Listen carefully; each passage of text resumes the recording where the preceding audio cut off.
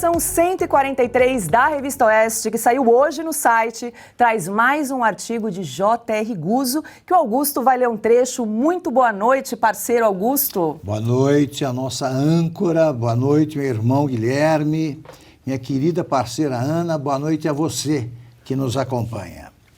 Então, o trecho do artigo do Guzzo para ser lido hoje.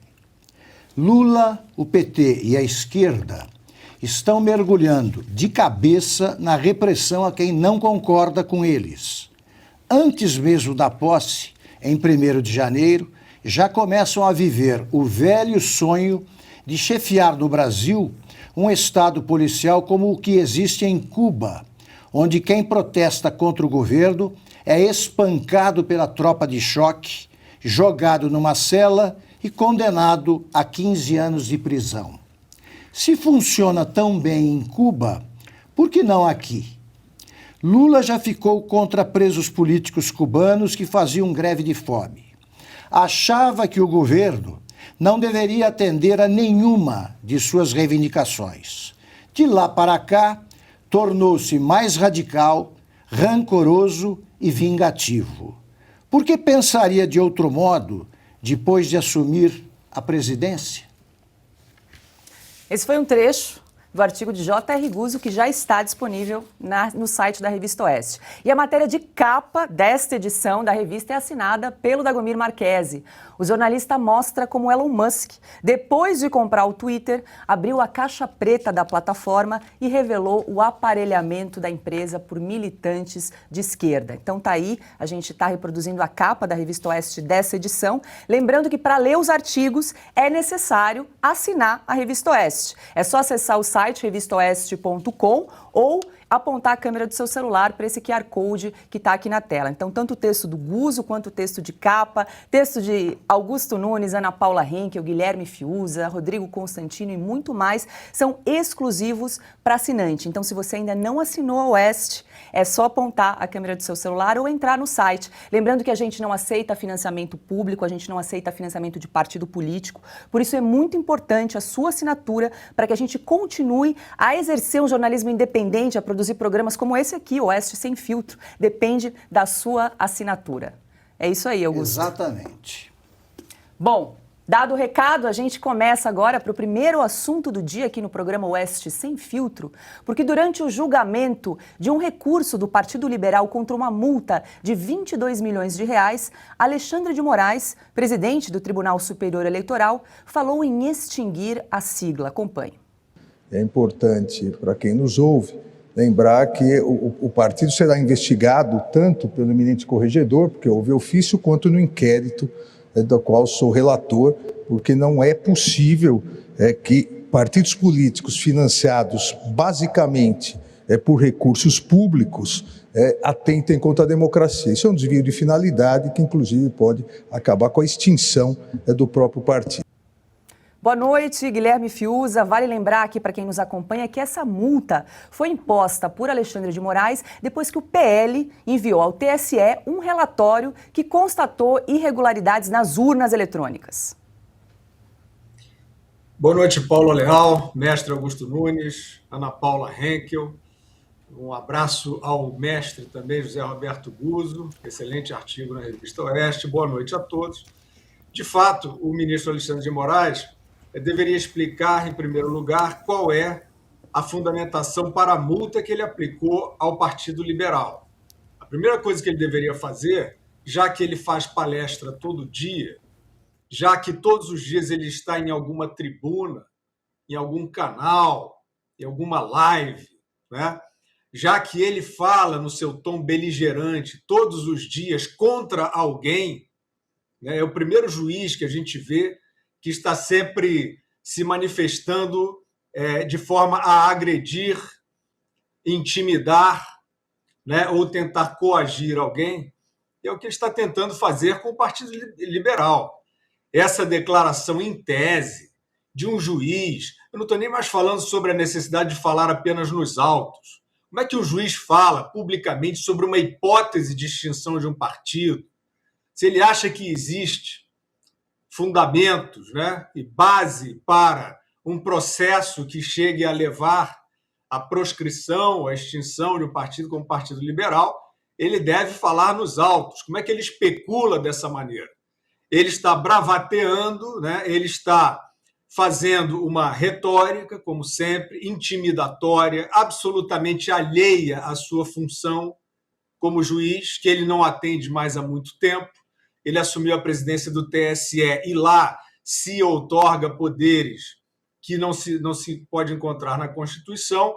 E, é claro, o que pretende ele com isso? Em primeiro lugar, dar frases para o William Bonner, pronunciar no Jornal Nacional, né?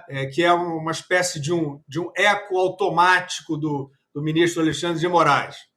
Né? Fizeram esse banho de loja, né? Tratando o Alexandre de Moraes como um gladiador contra o fascismo imaginário.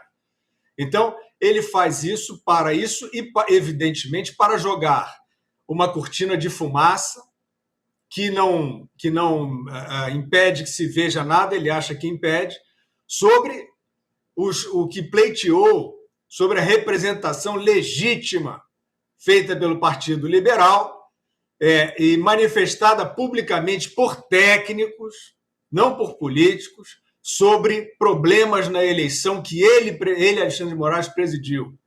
Então, foi apontado muito claramente, numa representação formal do partido político, do PL, esses problemas, essas urnas que não são aferíveis, a questão dos códigos que dão o registro, que, segundo a representação do PL, não permitem, né, que se faça a boa aferição entre o fato final, que é o voto, e o que está no hardware. Isso tudo foi explicado pelo técnico. Isso tudo é público. O ministro Alexandre de Moraes jamais respondeu a nada disso. Ele responde com ameaça, com intimidação, que é o que ele faz com essa multa, e agora mais uma intimidação, né? Mais uma ameaça, que não é nem tão velada, e é uma forma indireta de fazer, na verdade, um exercício de poder pessoal. Ele, como servidor, como juiz, não pode fazer isso, não pode especular, vai extinguir o PL. Então, na verdade, o ministro Alexandre de Moraes, além de explicar as irregularidades na eleição ou inconsistências que devem ser averiguadas e o valor dessa multa, ele deveria explicar, então, por que a sigla do PT não lhe causa preocupações. Uma sigla que esteve como fachada para o maior assalto da história do país. Uma sigla envolvida na receptação de dinheiro sujo, isso sentenciado pela justiça brasileira. Ou seja, uma sigla que serviu ao crime, um crime sentenciado pela justiça brasileira, com dinheiro devolvido. Este problema do PT não preocupa o ministro Alexandre de Moraes, mostrando toda a sua parcialidade e, evidentemente, que a população brasileira, nas ruas, espera que o país volte para dentro das quatro linhas, porque nesse momento não está mais. Quero compartilhar uma informação que acabou aqui de chegar para a gente, o seguinte: a Polícia Federal, falando em prisão, né, prendeu um homem conhecido popularmente como Sarneyzinho do Maranhão, que foi candidato a deputado estadual pelo PSDB em 2018 por ameaçar de morte o ministro do Supremo Tribunal Federal, Alexandre de Moraes. Essa informação chegou agora para a gente. Bom, eu não tenho a menor ideia desse assunto, não sei quem é o Sarneyzinho do Maranhão, e não posso comentar sobre isso. Acho que o que acontece é que o ministro Alexandre de Moraes estabeleceu um novo universo legal, um novo universo judiciário e um novo universo penal, cujas regras são as que ele tira da cabeça dele. Então, nós já vimos ele interpelar, né, ameaçar com sanções um frequentador do Clube Pinheiros, em São Paulo, porque diz que falavam mal dele lá. E assim ele segue. Né? Você imagina se o presidente Bolsonaro fosse mandar prender ou pedir a prisão de todos aqueles, inclusive muitas personalidades, né, conhecidos e tal, que desejaram a sua morte. Ministro do Supremo que disse que o presidente era genocida, né? Todo esse tipo de ataque absurdo, leviano, E, evidentemente, que o presidente Bolsonaro não reagiu de forma a perseguir essas pessoas, porque no Estado de Direito não é assim que funciona. Mas no Estado do Alexandre de Moraes, que substituiu o Estado de Direito, é assim que funciona. Ele tem alegações, ele traz alegações como ele falou agora, do Partido Liberal. Isso, olha, senhoras e senhores, isso tem que estar na antologia da disfunção da justiça no Brasil. Como é que um ministro da Suprema Corte faz uma ameaça, uma especulação, uma antecipação de fechamento de um partido político? Vocês todos que fingem defender a democracia, vocês estão todos escondidos, com a cabeça no buraco da avestruz, né? É uma vergonha, porque como é que um juiz da máxima corte faz uma especulação falando que a tendência à extinção ou algo assim de um partido político baseado na vontade dele? Porque ele diz que é intolerável, ele joga os adjetivos que vão lá para o Jornal Nacional, todos, né? O Jornal Nacional é parça do Alexandre de Moraes, né? Esses adjetivos que não são o direito, que não são a evocação da lei, certo, queridos âncoras? Não são a evocação da lei. Esse falatório, essa discurseira do ministro Alexandre de Moraes não tem nada a ver com a citação, com a evocação do direito. Isso aí é uma panfletagem que ele faz. E ele diz que o partido político é antidemocrático porque ele quer. Ele falou isso porque ele fez esse juízo sozinho. E o que ele quer vira diligência, vira ato, se consuma em punições, se consuma em sanções contra o cidadão, porque, evidentemente, há forças que se curvam, há forças que se dobram ao grito, né? Ele está agindo no grito. Essa história de dizer que o PL vai ser extinto porque é antidemocrático, isso é uma vergonha para o judiciário brasileiro. Isso é uma ameaça que o senhor Alexandre de Moraes faz à idoneidade do Poder Judiciário no Brasil. Como é que ele pode fazer essa ameaça? E todos vocês calados, como já citaram aí a Ana e o Augusto, os indicados, né, pelo presidente Bolsonaro, Nunes Marques e André Mendonça. Vocês não veem, vocês juram defender a Constituição, vocês não verem a inconstitucionalidade disso, não veem?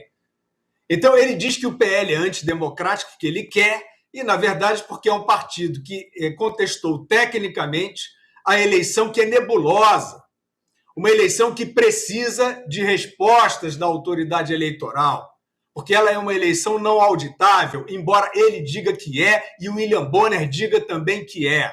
E isso é falso. Vejam o voto revisor do Tribunal de Contas da União. O voto revisor mostra uma série de problemas de auditagem que todo mundo sabe desse sistema defasado, com urnas de geração que deveriam ter sido descartadas. Olha, não se questiona nada disso, só porque tem um ministro que age no grito.